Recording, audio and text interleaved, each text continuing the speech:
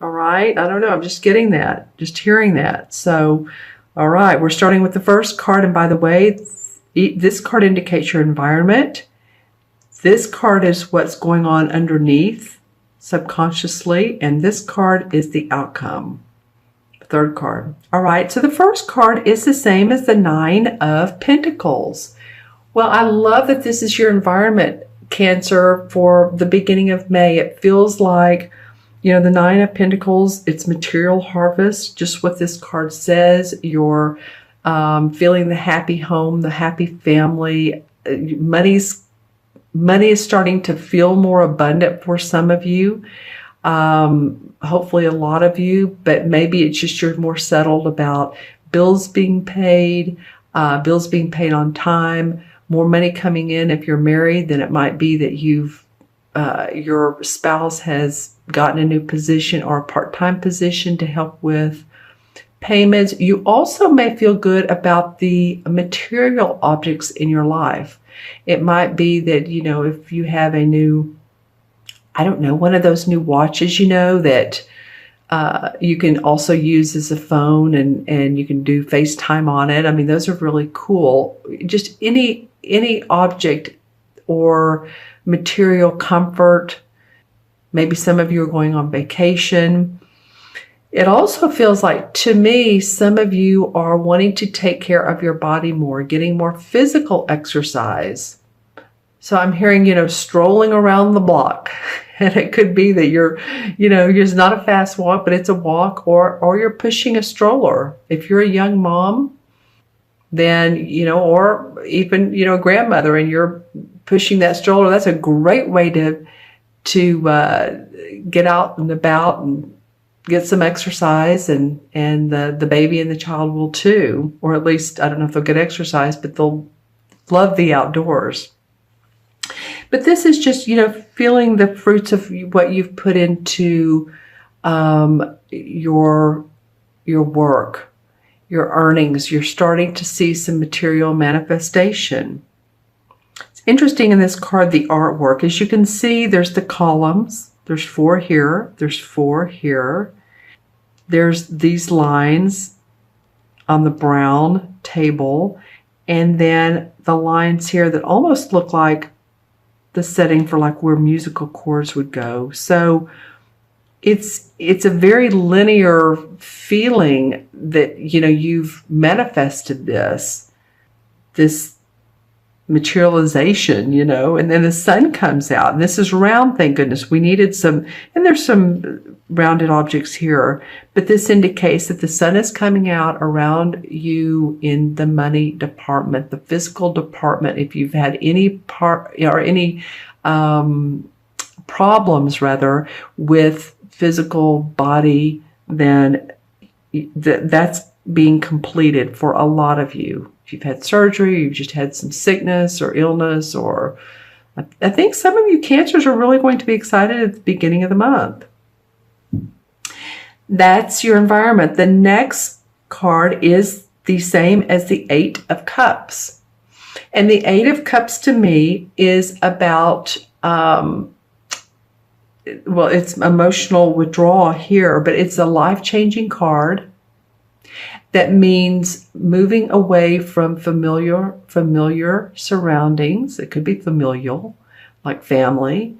Moving to a new direction. This guy here is sort of praying at the beach.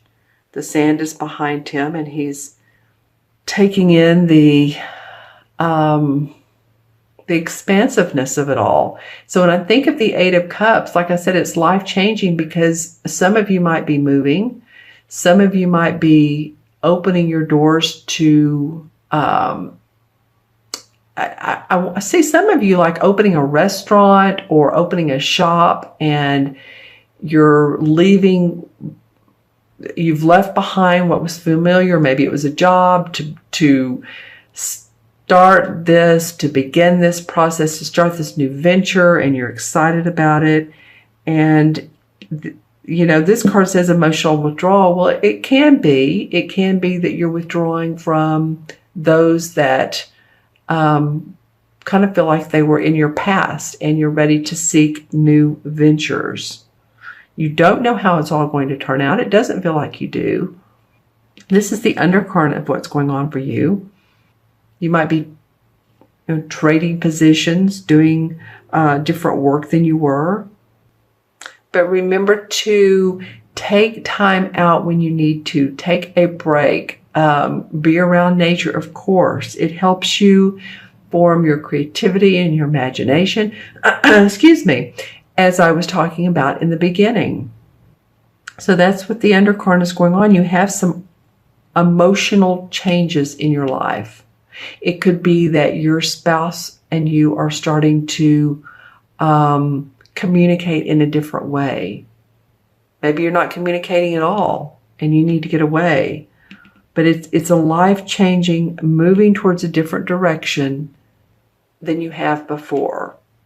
All right, and then your third card is the same as the Magician card. So you're creating your destiny here, Cancer. You're creating a new awareness. You're ready for it. This is, he has his crown chakra lit up, so he's ready for the spiritual wisdom to move forward to create a new life. I feel a lot of you have felt restrained or held back, or all the pieces of the puzzle weren't exactly in line or in place, because I'm seeing like, this sort of feeling up and down and not a straight, smooth line. And you've needed to make some changes in order to create what you really are seeking to create. It's like a new endeavor, a new client, again, a new business that you're opening, and you're excited about it. You feel empowered. Your intuition is up. You're paying attention to life.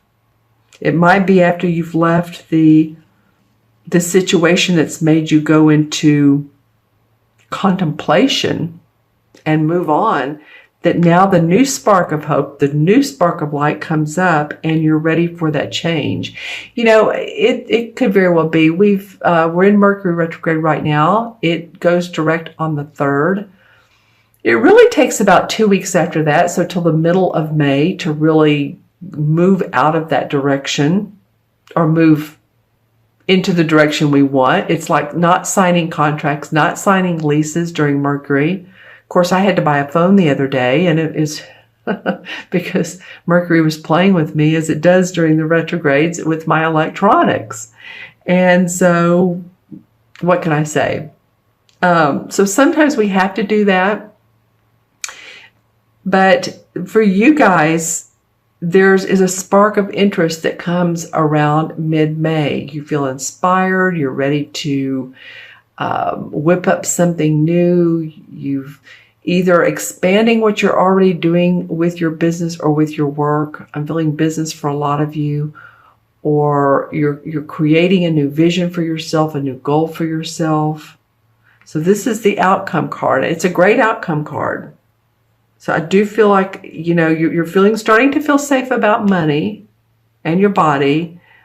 There's some things that you want to change, some emotional stagnation that you're ready to leave behind and move forward. And you're going to be inspired to create newness.